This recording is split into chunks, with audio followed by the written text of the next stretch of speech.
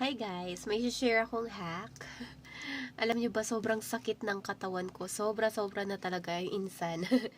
So, ayun, and hindi pa ako pwedeng matulog kasi I still have classes. Till 2 a.m. pa ako. So, habang nagka-class ako with my Turkish students, grabe naghahaplos ako nito. Ito sobrang ganda sa feeling niya. Kasi ano siya, sarili mo ng sariling hihilot. Alam mo, kay mama ako nagpapahilot minsan. Nagpahilot ako one time kay mama. Ang sakit niya maghilot, mga besh. So ito, ganyan. Ganyan mo lang siya. Oh my God, naparami. And then, yun.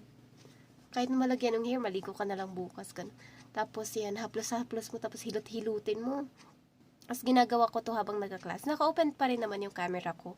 Tapos mababait yung estudyante. Alam nilang masama yung pakiramdam ko kasi alam nila na dalawa yung dalawa yung work ko, tapos nagka-class ako ng morning, kaya maintindihin sila.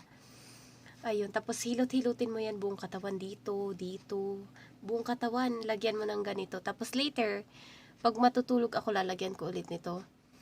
Grabe, parang ang sarap niya sa feeling, guys, maginhawa sa pakiramdam. Meron pa nga nito yung ito, first time ko lang to nagamit kay mama din to kinuha ko. Merong Pauliniment and Efficacent Oil. Pero ito okay naman.